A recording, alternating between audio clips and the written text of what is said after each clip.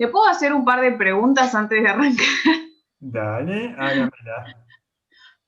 Eh, por el parcial, primero que Sí, nada. ¿el primero o el segundo?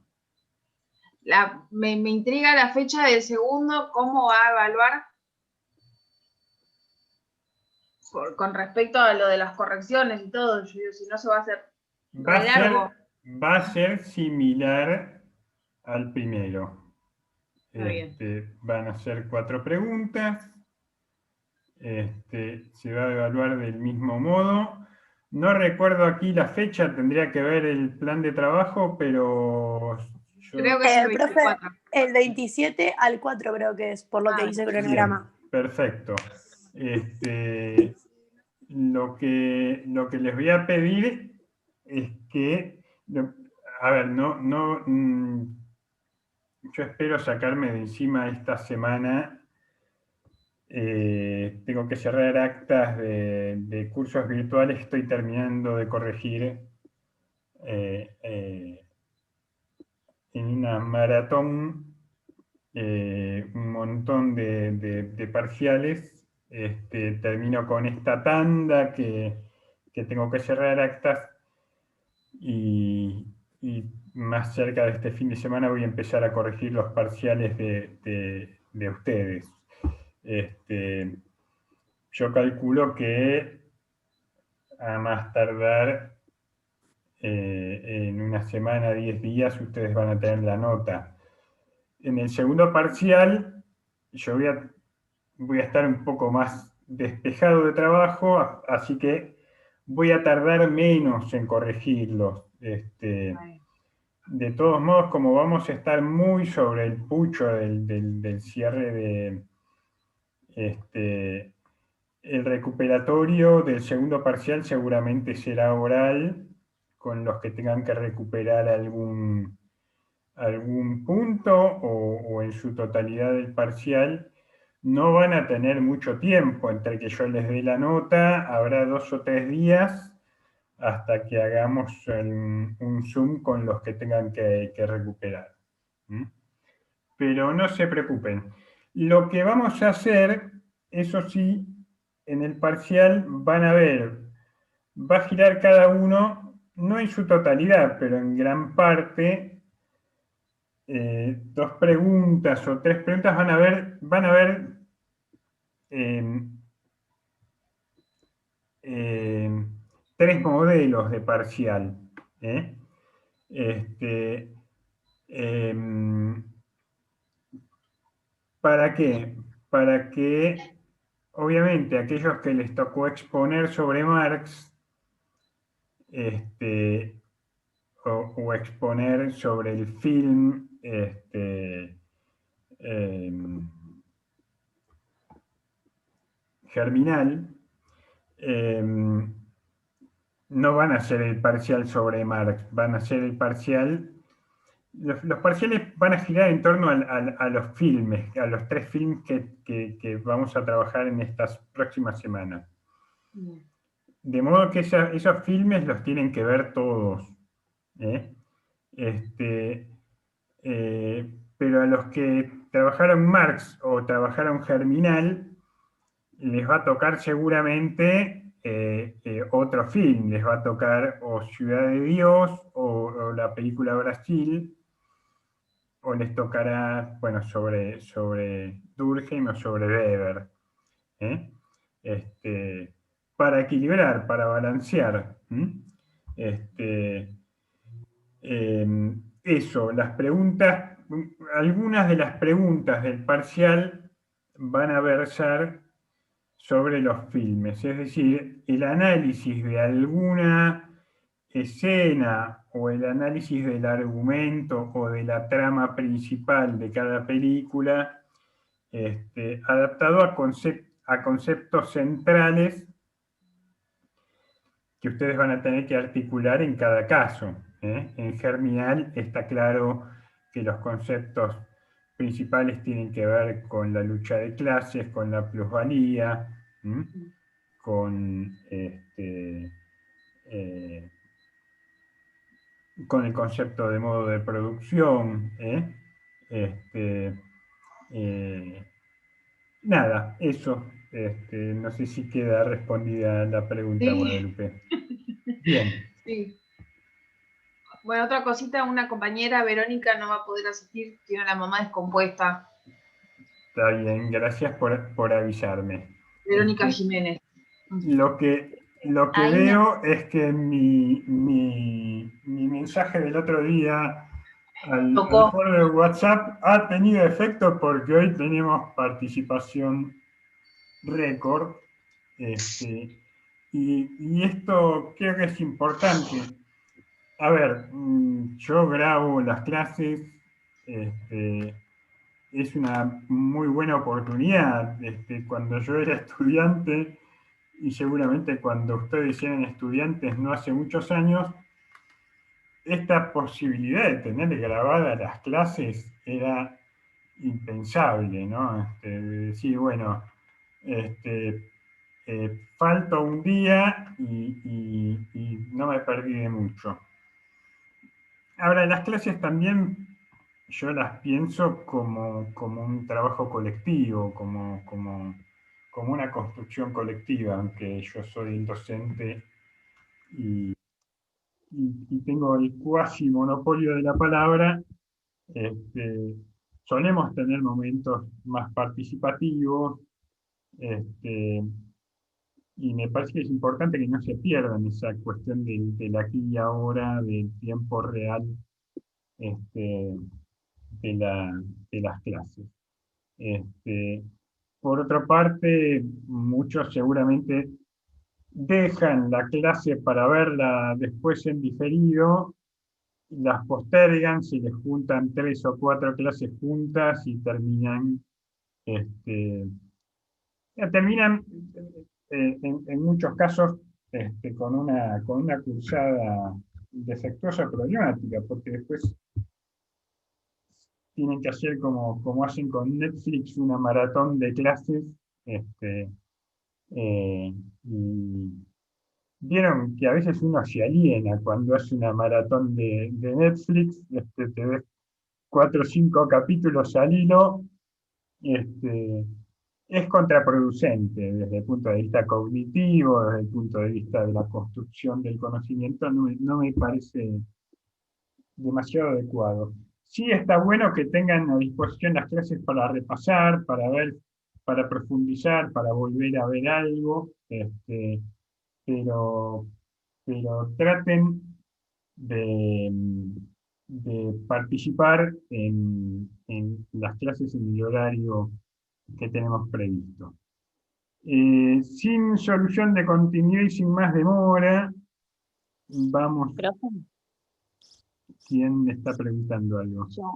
había una chica en el grupo de WhatsApp que estaba diciendo que si la podía aceptar, Camila puede ser, Si la podía aceptar. aceptar, que estaba en la Ahora no, espera. gracias por avisarme. Ahora seguramente ya está aceptada. Está Ah, dentro, joya. Camila. Ahí dice. Gracias por avisar. Quería Bien. hacer una consulta con el tema de las asistencias, porque yo empecé a trabajar y en general, por ejemplo, no sé, creo que la mitad de la cursada la vi sola en mi casa, no en el horario de la cursada, a eso me refería. Como usted dijo que estaba tomando asistencia, quería saber cómo se evalúa en ese caso. Bien.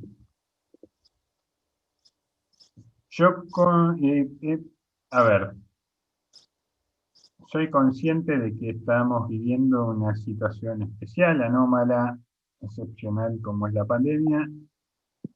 Y en ese sentido, soy flexible y comprensivo. ¿Qué quiero decir con esto? Yo estoy dispuesto a hacer una especie de moratoria, es decir, no mirar hacia atrás, sino que mirar hacia adelante. ¿Mm? Obviamente, los que tienen más de 3 inasistencias tienen que arreglárselas con las clases que están grabadas, pero de acá en adelante a mí me gustaría que fuéramos por lo menos los 33 que estamos hoy, ¿eh? Claro, yo ahí me pedí, o sea, pedí entrar más tarde porque avisé que Sí. tenía que dar la exposición. Hoy me toca exponer con Ujú. IRPO. Claro, me acuerdo. Yo les pido, a ver, yo no es mi interés ser vigilante, contar quién faltó un día en una clase más o una clase menos. ¿Eh? Ujú. Este, no, no quiero para mí esa función de gran hermano. Lo que les pido es que cada uno sea responsable en este sentido y intente por todos los medios posibles de participar en las clases en los días y horarios que están previstos. ¿Mm? Sí. Bien, entonces, vamos a lo que nos convoca. La clase pasada había sido una clase sobre, sobre magia y ocultismo, ¿no? Porque más de alguna manera algo que vamos a retomar hoy, este, eh, formula su teoría del valor, ¿eh? este, dando cuenta de lo que él llama la plusvalía. Este plusvalor,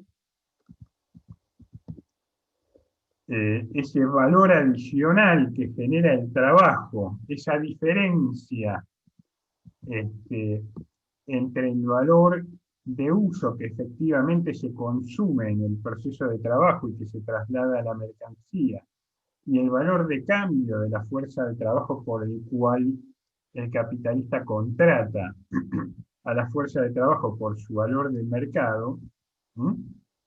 este, eh, decíamos, ese plusvalor esa plusvalía es el centro, el eje de la argumentación, de toda la construcción argumentativa de Carlos Marx acerca de cómo caracteriza el capitalismo.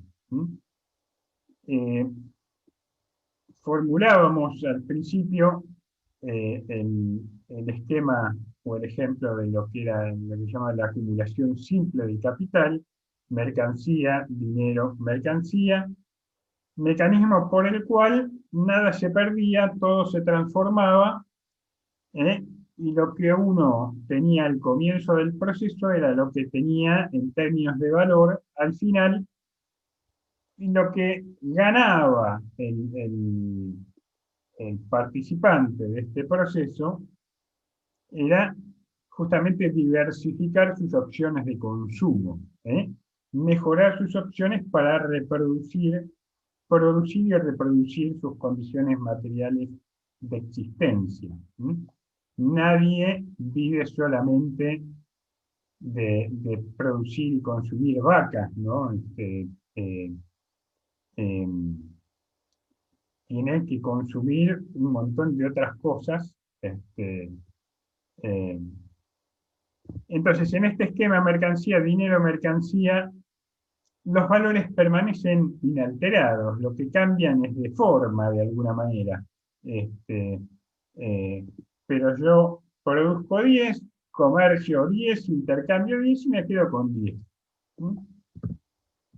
Ahora veíamos que Marx dice en el capitalismo moderno, en el capitalismo avanzado, hay otra trama, otra forma de circulación que va a llamar circulación ampliada, que se supone de invertir los términos de la circulación simple. Yo ya no ingreso con una mercancía al proceso, ¿m?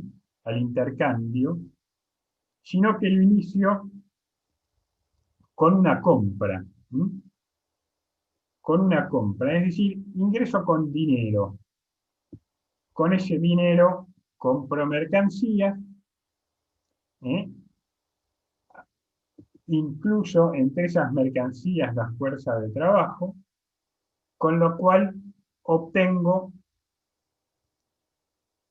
una nueva cantidad de dinero. Acá el proceso ya no es que no hay truco. Es decir, no aparece como veíamos en el truco una amiguita donde se suponía que no estaba, ¿no? Adentro del pocillo. Este, acá aparece algo que antes no estaba. Es decir, si yo empiezo con 20, pongámosle 20 pesos, ¿eh?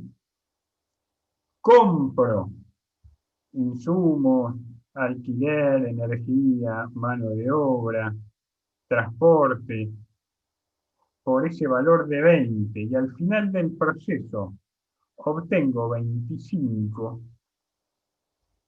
la pregunta que sigue es de dónde aparece ese incremental, ese dinero prima, ese de prima. ¿Eh?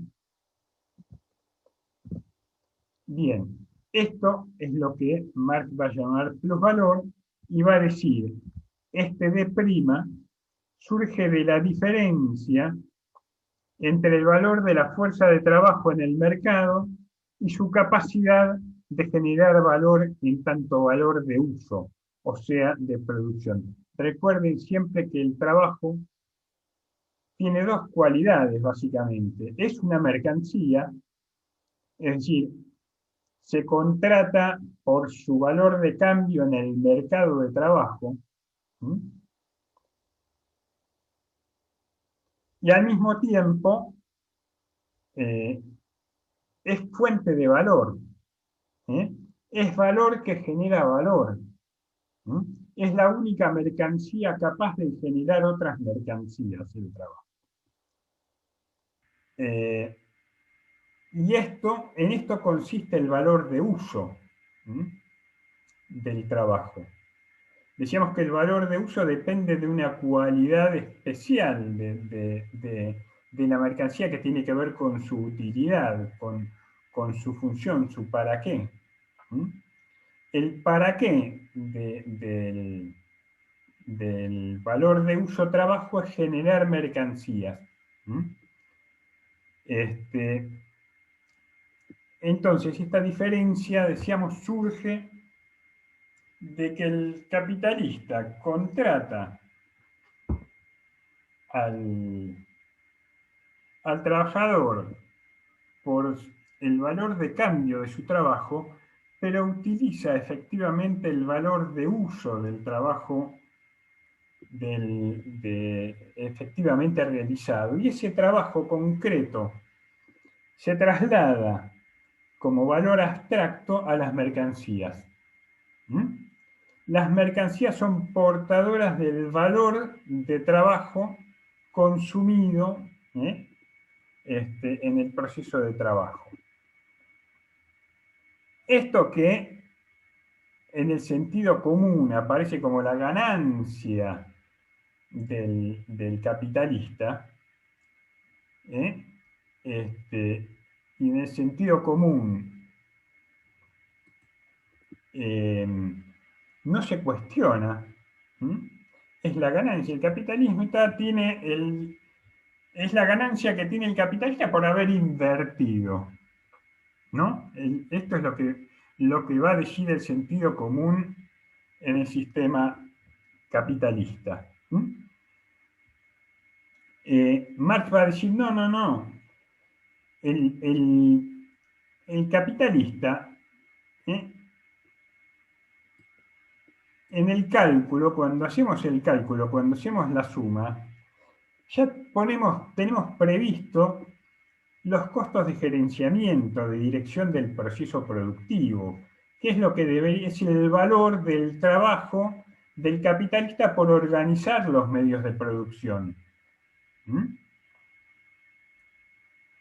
Eso tiene un valor y está incluido dentro del cálculo de la primera parte, de la parte de compra. El capitalista compra equipos y utensilios, materias primas, el alquiler del local, deduce de ahí sus costos de dirección y gerenciamiento, y el costo o el valor de mercado, el valor de cambio de la fuerza de trabajo,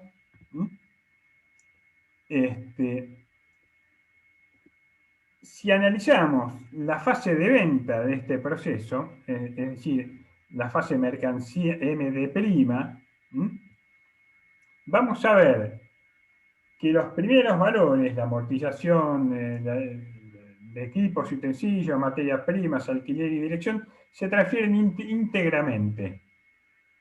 La incorporación de valor, la fuerza de trabajo como valor de uso en la producción, ya no es 10, es 15. Es 15. ¿De dónde surgió ese plus de 5 unidades o de 5 pesos? De esta diferencia resulta de explotar el trabajo asalariado. Su contenido es en su totalidad trabajo no pagado. Yo la semana pasada les había recomendado ver un videíto, La historia de las cosas, es la traducción en castellano, porque da cuenta del capitalismo en su etapa neoliberal, ¿no? Marx va a decir, la obtención de plusvalía es la meta de los capitalistas. En rigor, la acumulación de capital es acumulación de plusvalía que resulta de la explotación del trabajo no pagado. Para Marx, el trabajo es trabajo no pagado. El capital es trabajo no pagado acumulado. O sea, es lo mismo que decir que es valor que se valoriza. Ahora, Marx va a sostener la acumulación para poder realizarse tiene que realizarse de manera incesante, permanente, todo el tiempo. No puede parar la maquinaria de expoliación y acumulación capitalista, no puede detenerse. Por eso, permanentemente está tratando de ampliar su tasa de ganancia. ¿A través de qué? A través de sobreexplotar la fuerza de trabajo.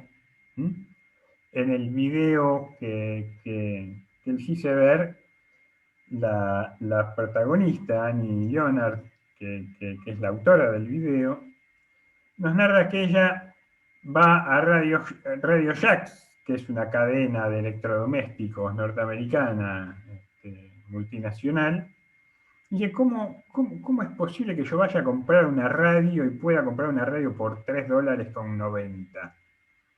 ¿Por qué una radio resulta tan barata? ¿Por qué un celular resulta tan barato? Quiero decir, a nosotros comprar un celular medianamente aceptable nos resulta caro y muchas veces inaccesible. Pero así todo, resultan, por la tecnología que tienen, por el conocimiento que llevan incorporado, un celular que hoy compramos en el mercado por $300, $400, debería valer más del doble. ¿Por qué es tan barato? Porque la ganancia del capital está en reproducir siempre el ciclo, ampliar la acumulación, sobreexplotar los recursos naturales. Las economías capitalistas necesitan de la ideología del desarrollo permanente, del crecimiento permanente. El crecimiento de las economías es un imperativo para el capitalismo. Ahora, nuestro planeta, nuestras sociedades, no resisten un sistema en el cual las economías tengan que crecer plenamente, es decir, en el que la acumulación de capital se sostiene a costa de sobreexplotar a la naturaleza y a las personas. llega un momento en el que los trabajadores no pueden cobrar menos. Llega un momento en el que los trabajadores ya no pueden ser reemplazados por robots sin que empiecen a morirse. Llega un momento en el que las áreas ocupables para los cultivos intensivos, para los monocultivos como son la soja, la sobreutilización de agroquímicos, la sobreexplotación de la minería, la contaminación de los ríos, la quema indiscriminada de pastizales y de bosques nativos, la tala indiscriminada, la reducción de los pulmones que generan oxígeno y que purifican el aire en nuestro planeta, se hace insostenible.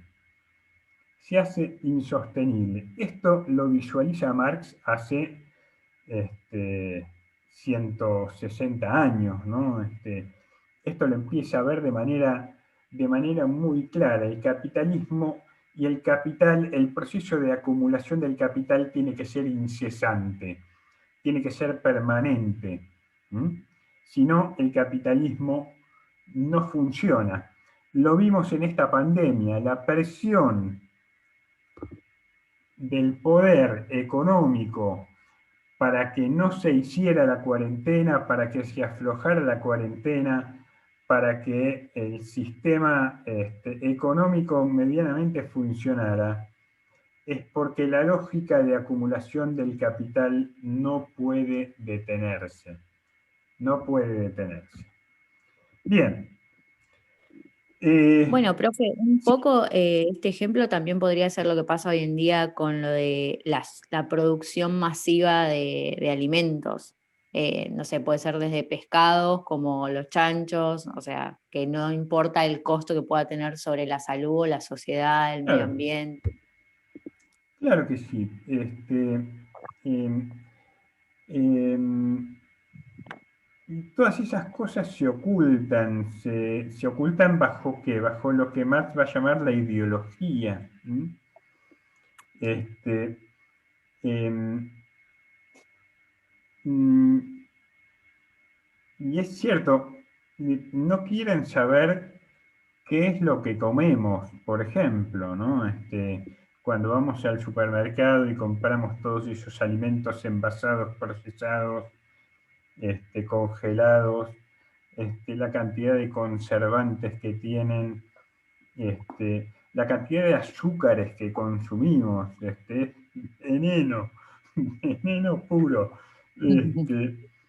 Y sin embargo, la maquinaria necesita, para reproducirse, que sigamos consumiendo productos tóxicos, que sigamos produciendo materiales tóxicos, que sigamos contaminando a un nivel insostenible nuestro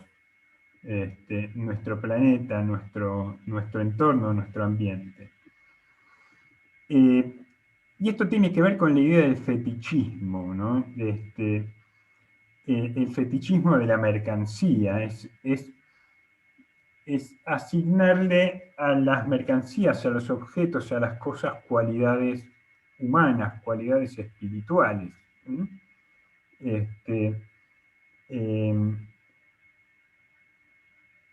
En una sociedad de consumo como la nuestra, permanentemente estamos fetichizando mercancías. La ansiedad que nos invade cuando logramos juntar los mangos o sacamos en cuota el último celular al que tenemos acceso, digamos, ¿no? O al que por lo menos nos podemos permitir comprar. Cuando vamos al supermercado, cuando vamos al shopping, fíjense en las actitudes que tienen ustedes y la gente, cómo la gente está alienada atrás de tener el último celular, el último equipo de música, juntar los mangos, los manguitos.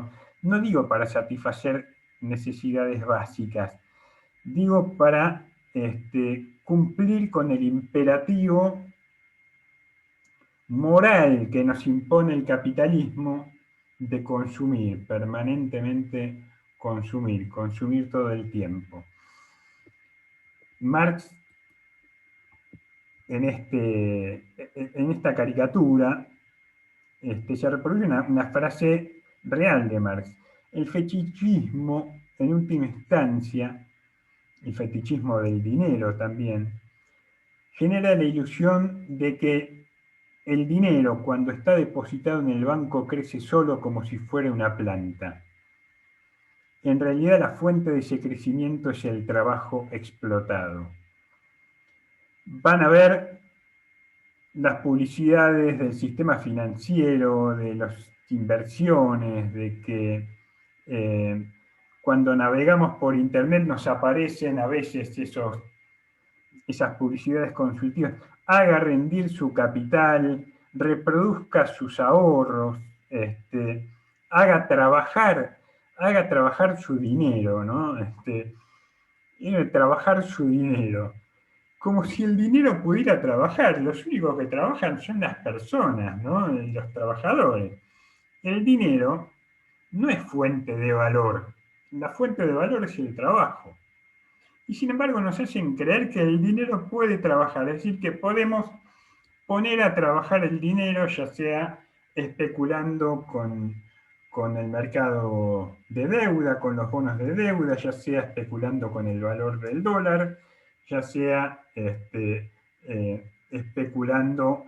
Dice, atrás de todo eso, o con la tasa de interés, con un plazo fijo, atrás de todo eso, dice, hay trabajo explotado. Ese plusvalor de algún lado sale. En la economía, el dicho popular de algún culo va a sangrar, digo por las hemorroides, no por otra cosa, se hace realidad. Siempre hay alguien que pierde. Siempre hay alguien que pierde. Y adivinen quiénes son los que siempre pierden, ¿no? Bien, vamos a ver quiénes son los que siempre pierden ahora. Acá yo les estoy mostrando dos obras de arte argentinas, de dos artistas argentinos, dos obras de arte además que han tenido proyección universal, mundial. Una se llama Sin pan y sin trabajo. Pertenece a Ernesto de la Cárcova y es de 1894. La otra se llama La Manifestación, también se la conoce por La Huelga, y es de Antonio Berni y es de 1934. Sobre la primera, yo les voy porque es bueno que tengamos una imagen HD más amplia de que podamos hacer zoom porque tiene detalles muy interesantes. Lo que quiero ver es si puedo encontrar entre tantas ventanas que tengo abiertas. Se va a cortar, profe. Bueno, sí, se va a cortar, queda menos de un minuto. Ahí se va a cortar seguramente mientras estoy buscando esto. Así que si se corta nos volvemos a conectar.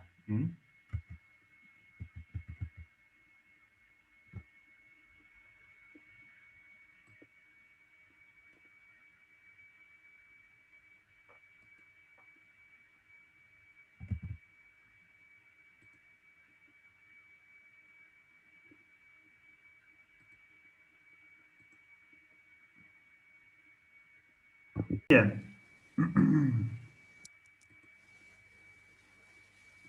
Vamos a navegar un poco por esta obra Sin pan y sin trabajo de Ernesto de la Cárcova. Por la fecha, 1893,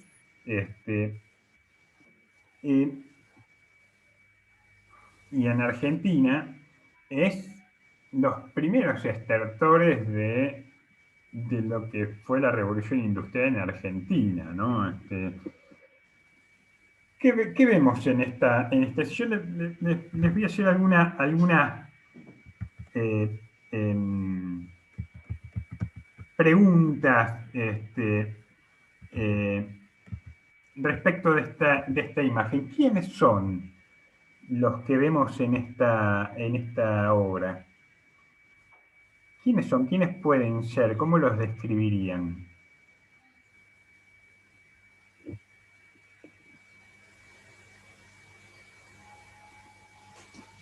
¿Qué es lo que ven? Uy, se me escapa un poco ahí. Como una familia. Una familia, bien. Está Una el familia, hombre, está la mujer amamantando a una criatura. ¿Qué tipo de familia es? claro, justamente, trabajadores, digamos, Bien. de ¿Cómo clase es la trabajadora. escena? ¿Cómo es la escena? ¿Cómo describirían el ambiente? De tensión, como que los están persiguiendo. Hay una tensión, hay como bronca contenida, ¿cómo se dieron cuenta que son trabajadores? Porque son humildes. El lugar es humilde. Por las cosas de la casa. Son humildes. Son humildes, hay Una un ambiente herramienta. austero. Hay un ambiente austero. Arriba de la mesa. Arriba de la mesa podemos observar las herramientas, el cincel, el martillo, el pico. Es un trabajador asalariado. En la mesa no hay comida, no hay otra cosa que las herramientas de trabajo de este trabajador. Con una mano este trabajador está apartando la cortina. La mujer, fíjense el gesto, la cara de la mujer. Fíjense el realismo, el naturalismo que tiene esta imagen. Claro, como que están desahuciados. De sufrimiento, ¿no? De sufrimiento constante. No tienen qué comer.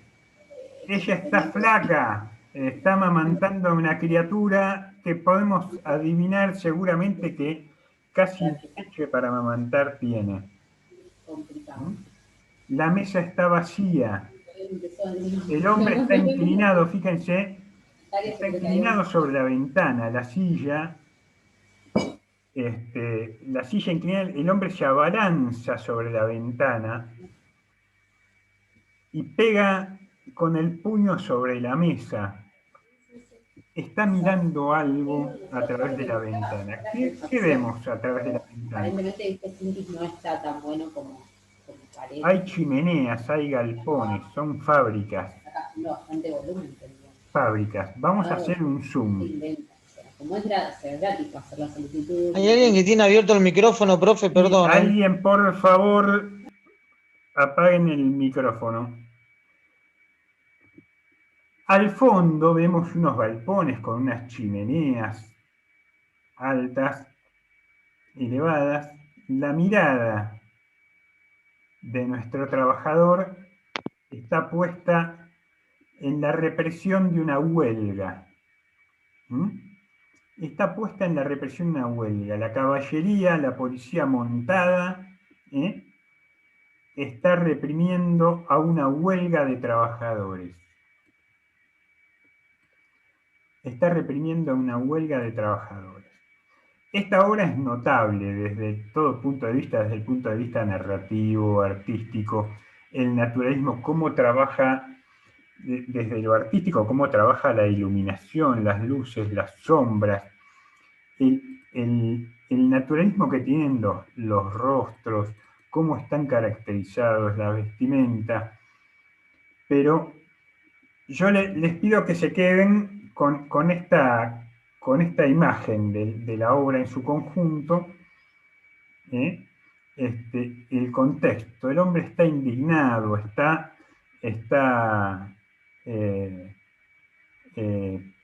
y al mismo tiempo está de este lado, no está del otro, ¿no?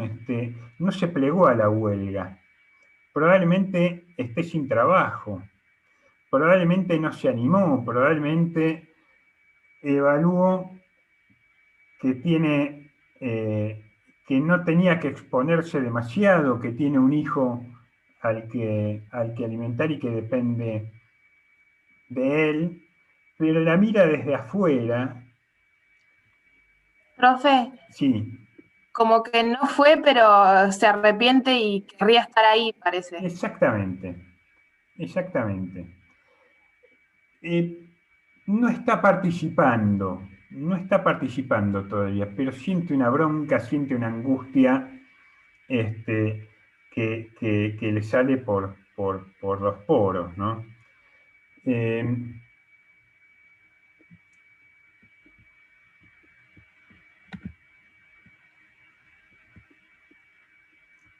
Vamos a la otra imagen. Esto, si la quieren ver, esta imagen, además hay una narración acá abajo muy interesante. Es en el Museo Nacional de Bellas Artes, bellasartes.gov.ar, van a poder ver toda la colección completa del Museo Nacional de Bellas Artes. Este es uno de los tesoros más preciados de la colección del museo. Es un clásico, y es la primera obra que inaugura, digamos, una temática que varios artistas plásticos van a retomar con posterioridad, 35 o 40 años después, entre ellos Antonio Berni. Vamos a la segunda imagen. Manifestación o huelga, Antonio Berni. ¿Qué es lo que vemos acá? No se pasó la imagen, La profe. imagen anterior. Claro.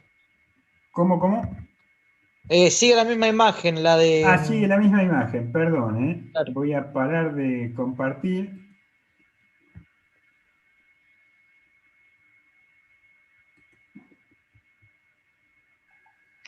Esa de Berni ya la habíamos debatido un poco en la primera parte, Sí, cuando sí, vimos el surgimiento de las ciencias sociales. tal cual. La cuestión social. Bueno, esto es la cuestión social en Zoom. Hacemos más foco ahora, en contexto. ¿Quiénes son los que están en esta imagen? Trabajadores. Porque Trabajadores. tienen un cartel que dice pan y trabajo. Bien. Buscan pan y trabajo. Fíjense por unos segundos en los rostros. Elijan un rostro y díganme a quién están viendo y qué es lo que ven, qué expresa ese rostro.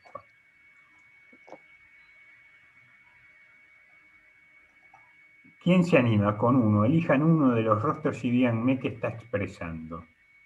Yo, por ejemplo, estoy mirando como el de más a la derecha, que tiene como un sombrero negro. El de más a la derecha, que tiene sombrero negro Sí, o gorra. sí, va como una boina. Sí, una boina, claro, sí. Como mucha cara de cansado. Va, en general igual es esa cara. Sí, exactamente. Tiene cara de agobio, ¿no? Y además de frustración, de decepción, de angustia. Claro, el de sombrero, el que tiene el sombrero, está a la izquierda, más a la izquierda, al lado del bebé, tiene la cara también la cara curtida, ¿no? O sea, como por los años también, y tiene este cansancio, ese enojo. Y en general me parece que está esa idea, ¿no? En términos generales. Sí, no están todos enojados. Fíjense, hay algunos que elevan una mirada al cielo como si fuera una plegaria, ¿no? El que asoma aquí abajo, Y también, o sea, los que están abajo y más al centro, tienen la mirada como perdida en el cielo, como elevando una plegaria, como pidiendo explicaciones, ¿no? Fíjense, lo notable de esta película es la diversidad de los rostros, ¿no? Están participando probablemente, y no por casualidad, el cartel Acapi de Pan y Trabajo y la obra de la Cárcova se llama Sin Pan y Sin Trabajo. Podríamos pensar que esta huelga que pinta Bert es la que se ve acá por la ventanita que pinta de la Cárcova, ¿no? Son proletarios, es gente que no tiene otra manera para vivir, para producir y reproducir sus condiciones materiales de existencia, si no es a través del trabajo. Pan y trabajo. Ahora, Berni nos pinta acá una cantidad de rostros diversos. Tienen todos en común una condición de clase, son todos trabajadores. Ahora, hay rostros morenos, vemos aquí abajo, el personaje de la boina y de barba tiene una expresión serena en el rostro, al revés de otros, no tiene angustia.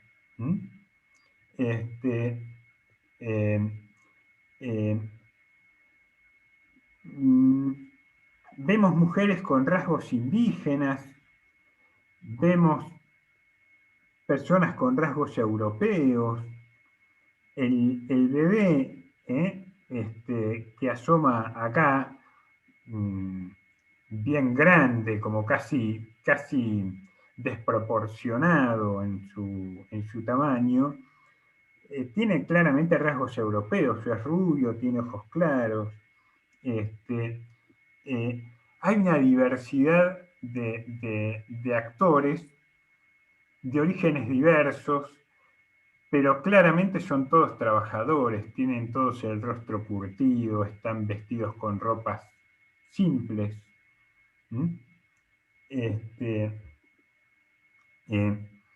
Algunos tienen el rostro demasiado curtido, arrugado, por el cansancio, por la sobreexplotación. ¿Qué es lo que están haciendo estos trabajadores?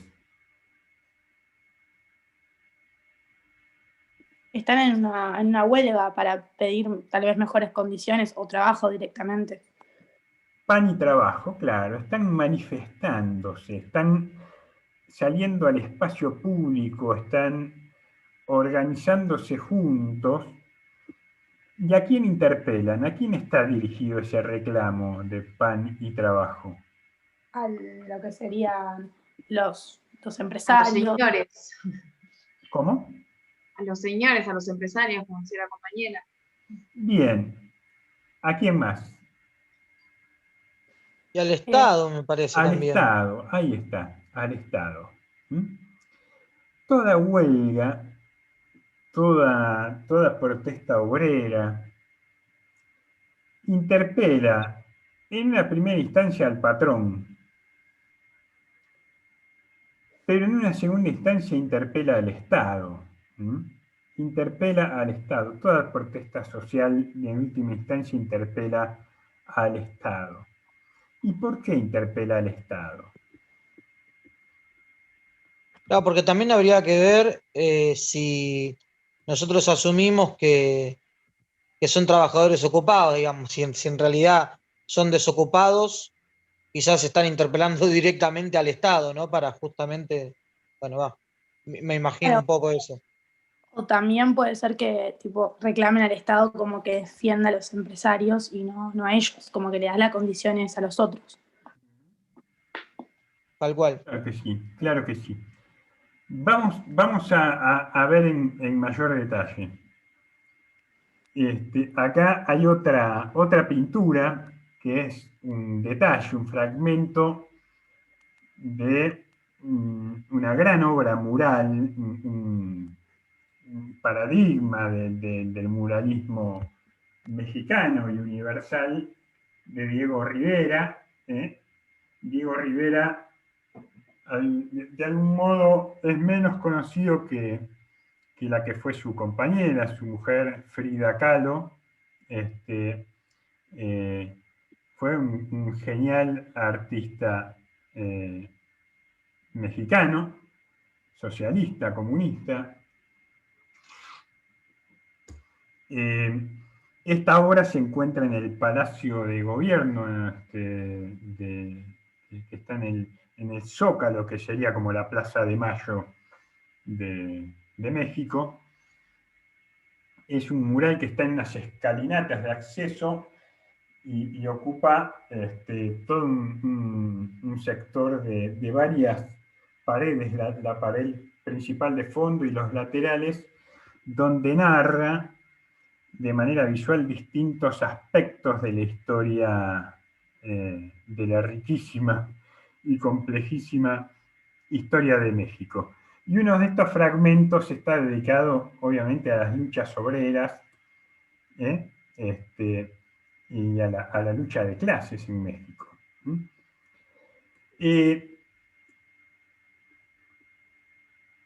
Marx está sosteniendo un fragmento del Manifiesto Comunista que se lee claramente y dice: toda la historia de la sociedad humana hasta el día de hoy es una historia de lucha de clases.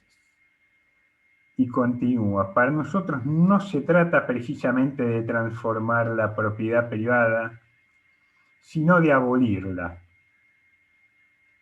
No se trata de esfumar las diferencias de clase, sino de la destrucción de estas. No se trata de reformar la sociedad actual, sino de formar una nueva. En estos días en los que la propiedad privada pareciera ser la sacrosanta quinta esencia de la democracia,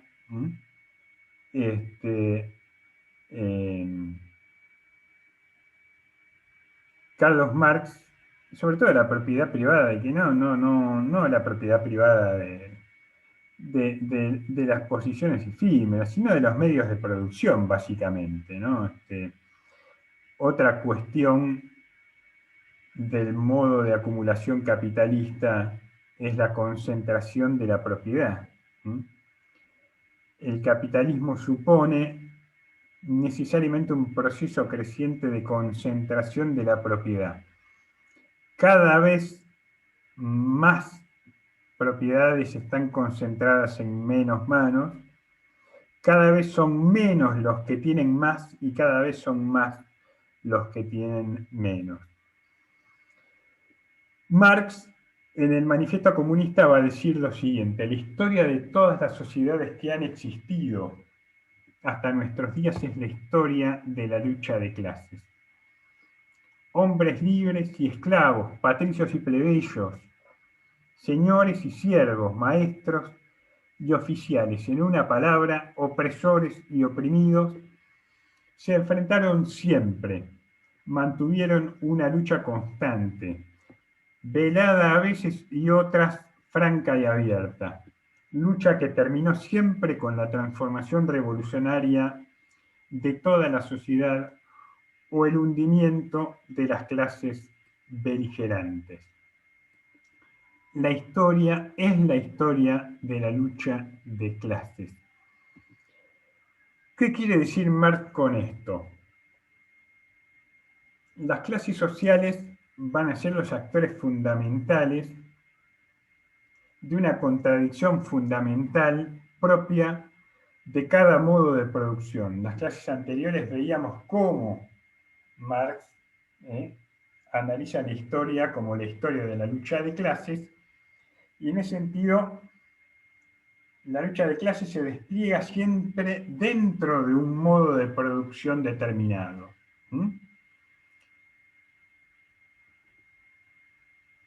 Hombres libres y esclavos en el modo de producción antiguo, o en el modo de producción también asiático,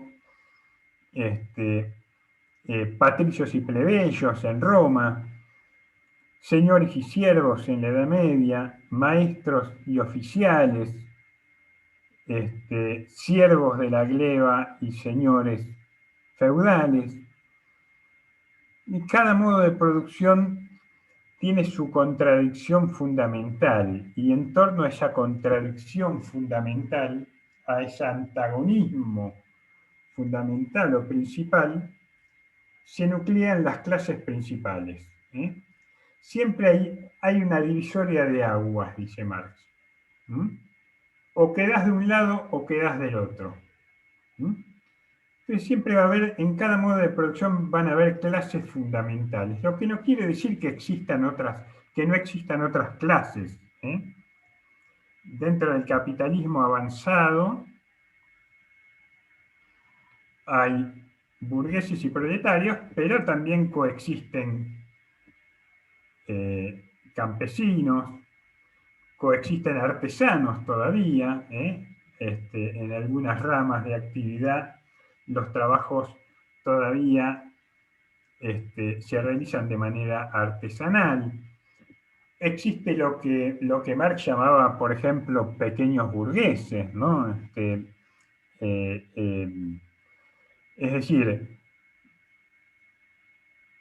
propietarios de los medios de producción que, sin embargo, autoexplotan esos recursos y autoexplotan su trabajo. Pequeños comerciantes, pequeñas empresas, talleres, empresas familiares que en general no contratan mano de obra asalariada, explotan sus propios recursos. Él los va a llamar pequeños burgueses.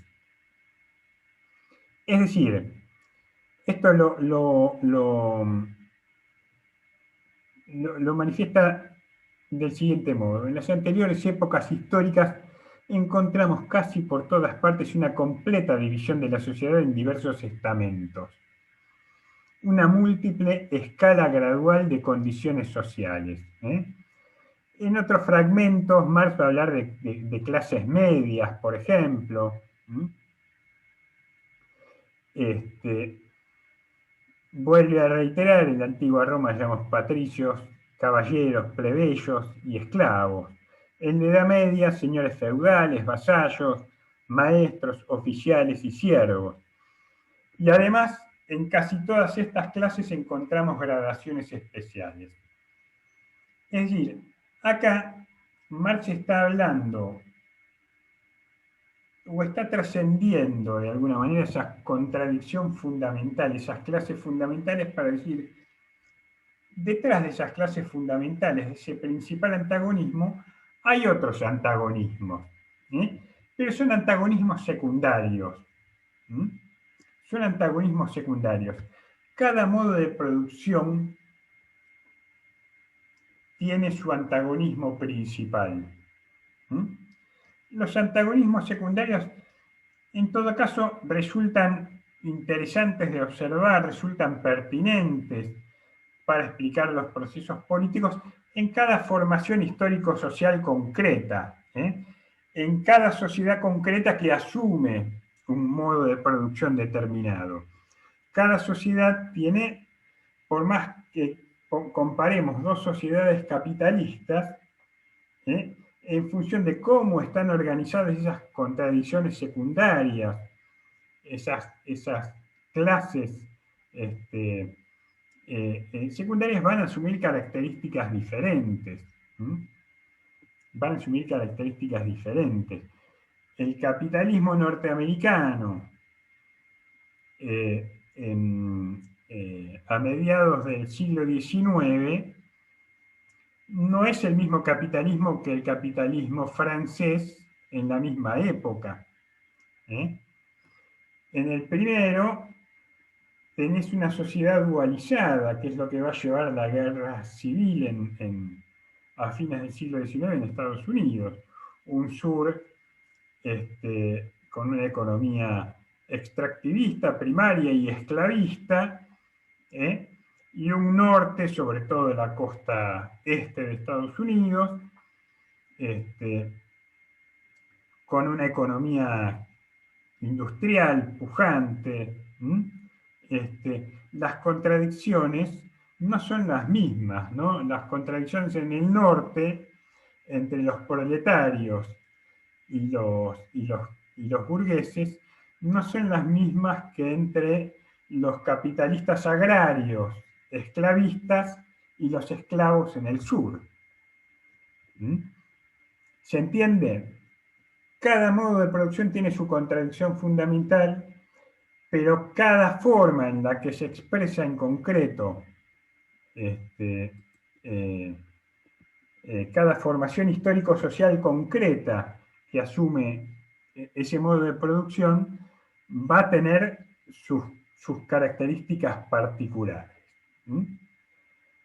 Bien. ¿Se entiende hasta aquí? ¿Vamos bien? Sí, profe. Entonces les decía, al analizar las pinturas, ¿a quién interpelan esos trabajadores? ¿No? Interpelan a los capitalistas, obviamente, interpelan a sus patrones, pero también interpelan al Estado. ¿Por qué interpelan al Estado? De alguna manera, porque Marx va a decir que el gobierno del Estado moderno no es más que la junta que administra los negocios comunes a toda la clase burguesa. Marx no elabora una teoría acabada del Estado como no elabora una teoría acabada de las clases sociales. Hace algunas descripciones, hace algunas definiciones, desarrolla o interpreta algunas dinámicas, pero claramente no formula una teoría acabada acerca del Estado. Hoy podríamos decir que hay estados y estados, ¿no? Hay más estados que funcionan como árbitros de clases y otros estados que funcionan y además dependen de quienes hegemonicen en un momento dado la conducción del Estado, van a tener una concepción más equilibrada, más arbitral del Estado en los conflictos de clase, y otras van a tener una mirada más clásica, más ortodoxa del marxismo ortodoxo, más determinista, y suponer que el gobierno del Estado es la junta que administra los negocios comunes a toda la clase burguesa. En ambos casos hay razones válidas y atendibles para sostener esto. Lo cierto es que la burguesía de alguna manera siempre maneja los resortes del Estado, esté o no esté en el gobierno. Lo vemos en América Latina en estos días, pero lo vemos también en todo el mundo, en los que el gobierno generalmente no coincide con el poder. O tener el gobierno no implica tener el poder. El poder siempre, como decía Gramsci, es una relación de fuerzas. Y en esa relación de fuerzas, la cancha siempre está inclinada a favor de los más poderosos. En última instancia, a esto se refiere Marx cuando dice que el Estado moderno es la junta que administra los negocios comunes a la clase burguesa. Recordemos el esquema, la metáfora del edificio. Para Marx, la dominación económica siempre deviene en dominación política. La base determina, o la estructura determina a la superestructura. El modo de producción determina, de alguna manera, los modos de representación, los modos en los que una sociedad se organiza y se representa a sí misma. Marx va a decir que la burguesía, por ser ya una clase y no simplemente un estamento, se halla obligada a organizarse en un plano nacional y a dar a su interés medio una forma general.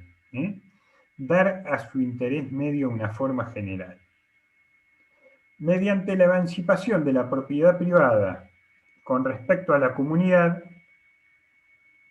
el Estado cobra una existencia especial junto a la sociedad civil y al margen de ella. El Estado cobra una existencia especial junto a la sociedad civil y al margen de ella. Pero no es tampoco más que la forma de organización que se dan necesariamente los burgueses, tanto en lo interior como en lo exterior, para la mutua garantía de su propiedad y sus intereses. Los que más o menos leen los periódicos, la semana pasada, tema casi excluyente fue la propiedad privada, y dos temas ocuparon la agenda al respecto. Una en Entre Ríos, el famoso caso Echevere, y otro la toma de unos terrenos baldíos en Guernica.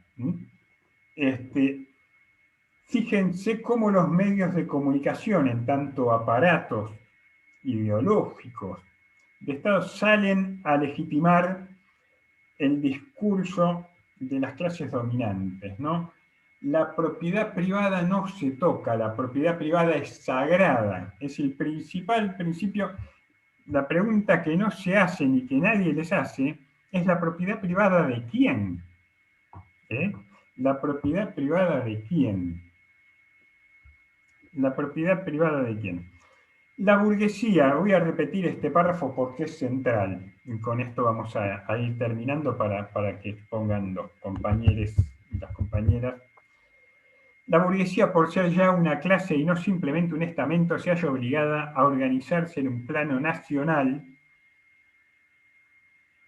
Las naciones, los estados, se despliegan siempre sobre un territorio que no es ni más ni menos que el territorio donde despliegan sus negocios las burguesías locales. Las burguesías organizan su mercado y dicen: hasta acá llega nuestro mercado y de acá para allá es el mercado del otro, ¿no?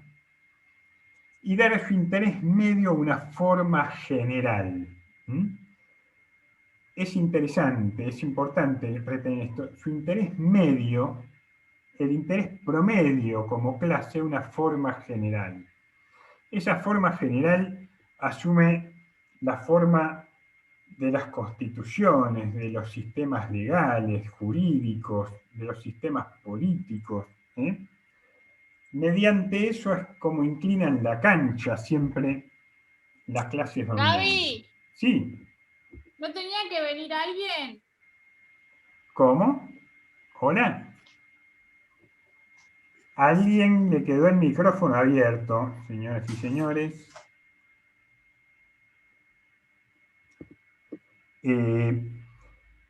Mediante la emancipación de la propiedad privada con respecto a la comunidad, con respecto al interés general, diría Rousseau, el Estado cobra una existencia especial junto a la sociedad civil y al margen de ella. Estructura y superestructura, economía y política. La sociedad civil es el mundo de las relaciones sociales económicas, de la vida cotidiana, del intercambio, de la producción y la reproducción de la existencia. Ese es el mundo de la sociedad civil. Dice, el Estado se genera al margen de ella. Pero va a decir, no es tampoco más que la forma de organización que se dan necesariamente los burgueses, tanto en el interior como en lo exterior, para la mutua garantía de su propiedad y sus intereses. El mundo de la sociedad civil, el mundo de la producción y reproducción de las condiciones materiales de existencia, va a ser el mundo en el que está consagrada la desigualdad. Burgueses y proletarios, clases sociales, dominados y dominadas, propiedad privada, los que poseen y los que no poseen, capitalistas y asalariados. En cambio, el mundo de la sociedad política, de la superestructura jurídico y política, va a consagrar la igualdad ante la ley. Somos todos iguales. Somos todos iguales. Un hombre, un voto. Un hombre, un voto. Esto es la consagración de la igualdad política y la consagración de la desigualdad económica. Acá, en este pase, en esta división, digamos, entre estructura y superestructura, va a radicar la ideología como el mecanismo por el cual se va a legitimar y se va a ocultar la ideología como el mecanismo para enmascarar esas relaciones de dominación, esas relaciones de explotación.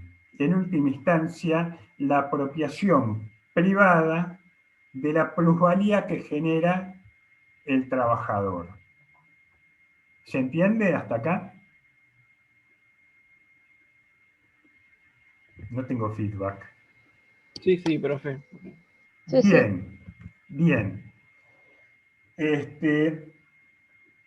Entonces la ideología, va a decir Marx, es la ideología que impone la clase dominante. Es esa forma general, es esa forma general que en una sociedad dada y determinada, la burguesía logra de alguna manera imponer su interés particular de clase como si fuera el interés general de toda la sociedad. Esto va a estar, la ideología y este ocultamiento va a estar en la raíz de lo que va a ser el proceso de alienación. Entonces, les decía, la alienación de alguna manera surge de esta separación, ¿no?, entre el mundo de las relaciones sociales de producción, el mundo de la producción y la reproducción de las condiciones materiales de existencia, y su separación, su alienación respecto de las formas de gobierno y de representación que tienen las sociedades, la estructura y la superestructura.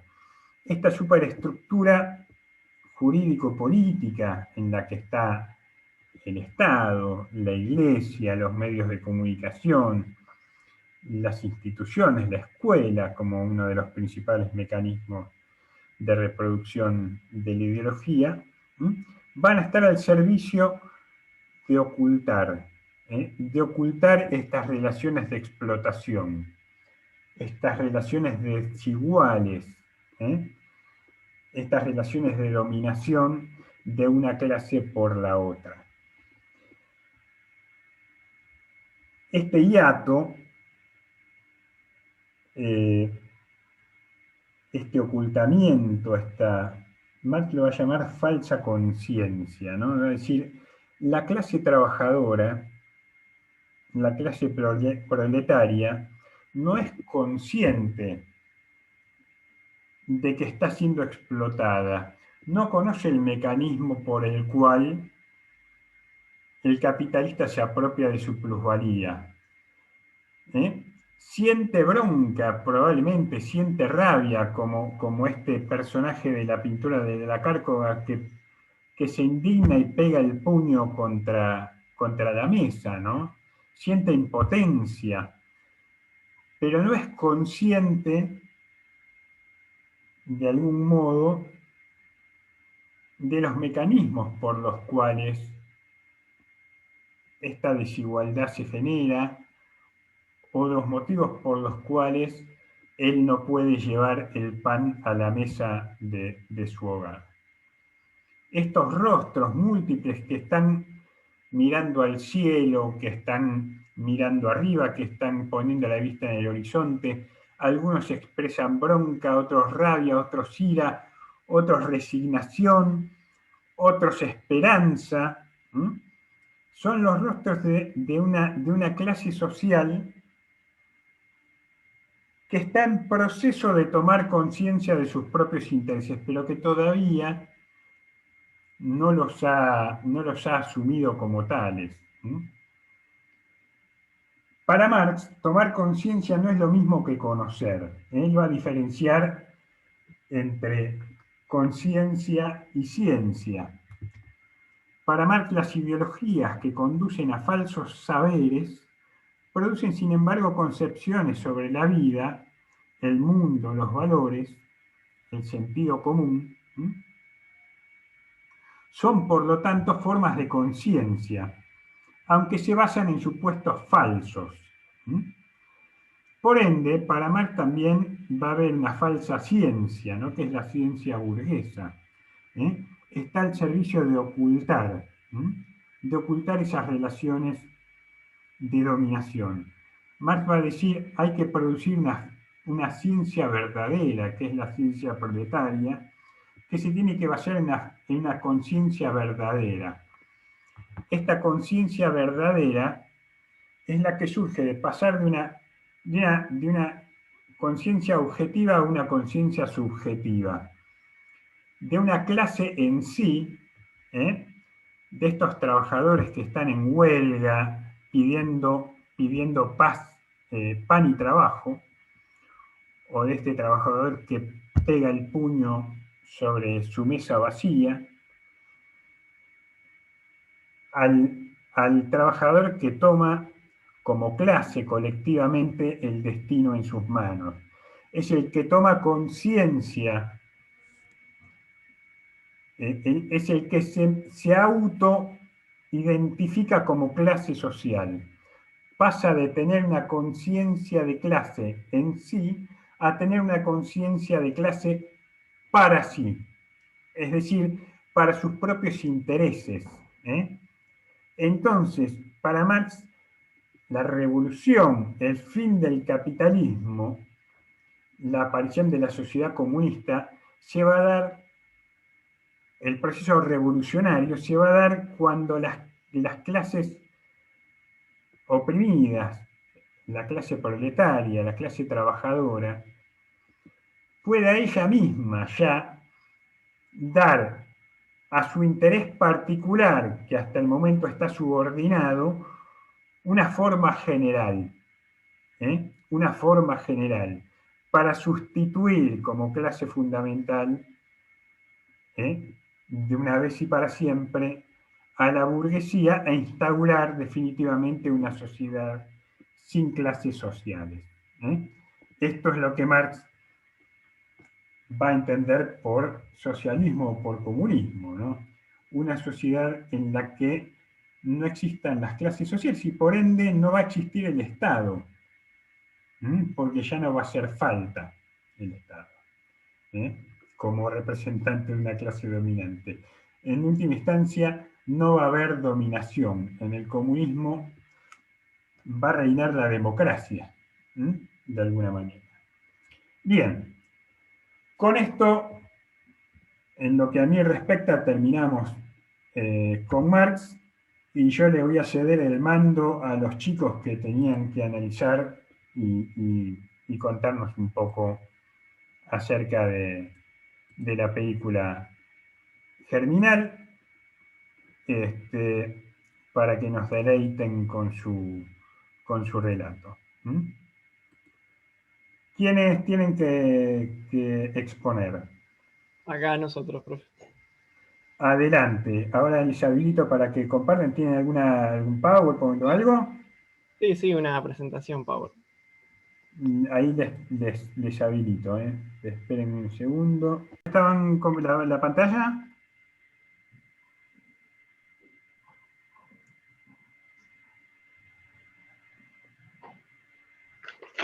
¿Quién era el que estaba manejando la...? No, me parece que Lautaro todavía no se conectó. Ah, espera, ahí está. Ahí viene Lautaro. Lautaro. ¿Todo bien? Ahí está. Bien.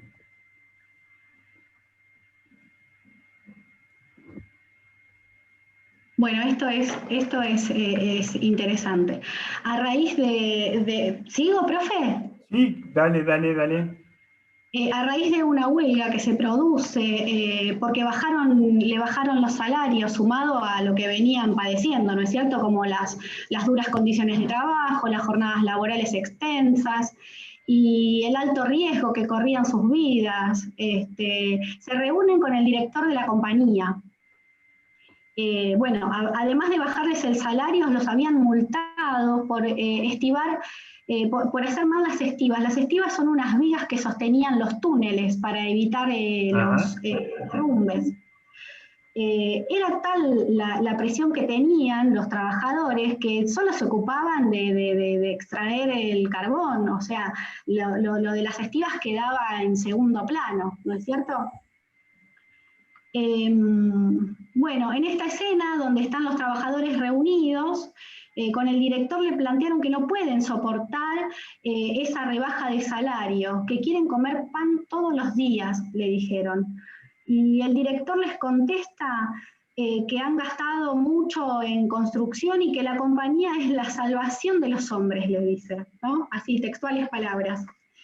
Lantier, que es uno de los trabajadores, le decía al director que la compañía deje de erigirse como la salvadora, la que soluciona la vida de las personas, porque lo que hacían era, le daban carbón y medicamentos, y que les den lo que les corresponde, un salario justo, un salario digno, y que repartan las ganancias. ¿No es cierto?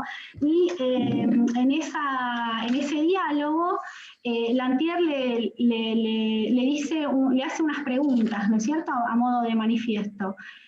¿Es normal matar de hambre a los obreros para salvar los dividendos de unos accionistas anónimos?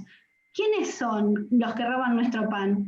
¿Quiénes bajan a la mina? ¿Quiénes tienen hambre? ¿Quién trabaja? Si la compañía tiene que ahorrar, que lo haga, pero no a costa de los trabajadores, le dice. Bueno, ahí podemos observar claramente el concepto de plusvalía, ¿no es cierto? Porque el trabajador produce mucho más de lo que cobra, es el que baja la mina, el que come muy mal, el que tiene una vida muy precaria, el que no llega a cubrir sus necesidades básicas y que el trabajo de alto riesgo que están realizando ni siquiera es estipulado en el salario, ¿no es cierto? Y también es el que genera valor para que después los accionistas se repartan la ganancia. El valor generado por el trabajo humano se lo quedan los accionistas, y es por una porción de ese valor que la organización obrera intenta pelear. No sé, tengo una frasecita más si quieres, si no, lo dejamos acá. Ya terminaría. Muy bien, Daniela. Muy bien. Gracias. Sigue mi compañera. Hola, voy yo. ¿Me escuchan bien? Sí, Joana. Buenísimo. Bueno, a mí me toca hablar sobre la división del trabajo y la lucha de clases. Bueno, en la película la mayor división del trabajo permitía al obrero realizar el trabajo de 5 o 10 o 20 personas Y bueno, esto aumentaba entonces la competencia entre los obreros. El trabajador, a medida que aumentaba la división del trabajo, se convierte en una fuerza productiva y bastante monótona. Todo el tiempo hacía lo mismo. Y cuanto más sencillo era de aprender el trabajo, más bajo era el salario, porque bueno, se encuentra determinado por el precio de la mercancía y por el coste de producción. Y bueno, así a medida que el trabajador va haciéndose más desagradable, aumenta la competencia, baja el salario, y bueno, el obrero, para recompensar esa pérdida, lo que hacía era trabajar más horas o producir más cada hora, y cuanto más trabajaba, menos ganaba de todas formas. Pero bueno, no nos olvidemos de que mientras tanto las maquinarias iban desplazando a los obreros también, pero bueno, haciendo un paréntesis, el capital sería la bancarrota si solo hubiese maquinarias y no personas trabajando. Y bueno, a medida que los capitalistas se ven forzados a explotar más los medios de producción, aumentan las crisis, la destrucción de parte de las riquezas, los productos, las fuerzas productivas, y bueno, a medida que crece la producción, crece la necesidad de encontrar nuevos mercados, y cada vez hay menos mercados. Bueno, esta crisis que el capital provoca arrastra a los obreros, aumentando el desempleo, llevándolos a ser más pobres y más hambrientos. Hay muchos que no tenían para comer. Y bueno, se podría decir que hay varias ventajas y desventajas. Las desventajas serían que tenían una vida monótona. Por ejemplo, muchos conocen las películas de Chaplin, donde siempre hace exactamente lo mismo. Bueno, la película era exactamente lo mismo. Todo el tiempo la división se veía que todo el tiempo hacían exactamente lo mismo. La otra desventaja sería la frustración por la repetición cotidiana de tareas. Bueno, después había menor conocimiento técnico, ya que hacían todo el tiempo lo mismo. Tenían mucha dependencia con el empleador. Y bueno, las ventajas serían el incremento de la productividad, digamos. Había mayor calidad en el producto o servicio. Tenía menores costes en la producción, la facilidad con el desarrollo tecnológico.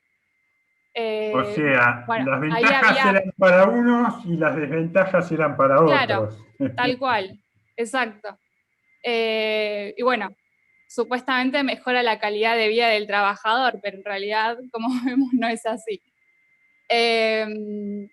Bueno, después vamos con la siguiente, la lucha de clases, que sería, bueno, según Marx, la lucha de clases en la peli se refiere al conflicto de intereses manifiesto entre las clases sociales.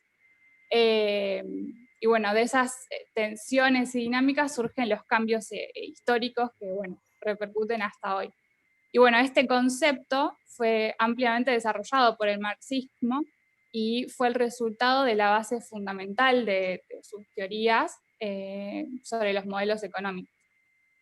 Y bueno, como dijo el profe al principio, la lucha de clases es reconocible en los diferentes modelos de organización política, por ejemplo, amos esclavos, patricios y plebeyos, señores feudales y siervos, ricos y pobres. Y bueno, aunque el número y características de las clases sociales varían según el contexto, pueden resumirse en dos grandes bloques, los dominadores y los dominados. O sea, los dominadores controlaban el territorio, a los trabajadores, por ejemplo, les alquilaban las viviendas, como había dicho mi compañero hace un rato, era como supuestamente un beneficio, y los medios de producción, mientras que, bueno, los dominados constituían la fuerza de trabajo. Bueno, les alquilaban la fuerza de trabajo, como veíamos en la película. Y bueno, desde el punto de vista del marxismo, las clases sociales se conforman históricamente a partir del momento en que apareció la división del trabajo y el modelo de propiedad privada. bueno, la tensión entre propietarios y no propietarios o dominadores y fuerzas productivas es la que da origen a la lucha de clases. Y bueno, esta a la vez como impulsa por naturaleza los procesos cualitativos de transformación histórica. Y bueno, la burguesía representa para los marxistas al sector propietario de los medios de producción, y bueno, ahí se dividen en varias etapas, digamos, que sería la burguesía financiera, que controlaría el sector bancario y la materia prima, digamos. Después está la burguesía industrial, que controla la gran industria, y después tenemos la pequeña burguesía, como habías dicho antes, creo que fue el profe, que eran los comerciantes y pequeños propietarios. Y bueno, después están los terratenientes. Y bueno, junto a la clase del campesinado, pero distinta a esta, sería que el marxismo identifica al proletariado como la clase obrera, o bueno, la clase asalariada, fundamental en el desarrollo del capitalismo industrial. Creo que estamos. Estamos, Joana. Excelente, excelente, chicos. Muchas gracias. Solo una cosa. Fíjense la paradoja. Y yo nunca he visto, bajo el sistema capitalista, a las fuerzas del Estado, es decir, las que sostienen el monopolio del uso de la fuerza física, la policía, el ejército, reprimir a sectores que no sean trabajadores. Nunca van a ver a la policía reprimiendo a los empresarios. Nunca van a ver un juez ordenando el desalojo con la policía, por ejemplo, del grupo Clarín, que tiene ocupados los terrenos, los predios abajo de la autopista, ahí en la zona de Constitución, donde está Canal 13. Esos son todos terrenos públicos que han sido ocupados por el grupo Clarín. Sin embargo, cuando los trabajadores o desocupados ocupan terrenos baldíos en Guernica, enseguida están pidiendo que repriman, ¿no? Los Echeverre, en Entre Ríos, ocuparon 40 hectáreas de una escuela. Nunca se vio a la policía entrerriana ni a un juez que ordene el desalojo de los Echeverre de ese predio. Ahora, cuando una de las herederas de los Echeverre invita a un proyecto de agroecología a participar en las tierras de las cuales ella también es propietaria, los desalojan con el uso de la fuerza pública. Es así como el capitalismo inclina la cancha siempre, siempre está inclinando la cancha, siempre hace aparecer su interés particular como un interés general, y para eso utiliza todo el poder del Estado, para legitimarlo y para hacer valer ese interés. Chicos, estamos recontra excedidos. Excelente la presentación, realmente, muy, muy, muy buena. Felicitaciones. Nos estamos viendo, yo te perdí la noción el viernes que viene. Un abrazo grande.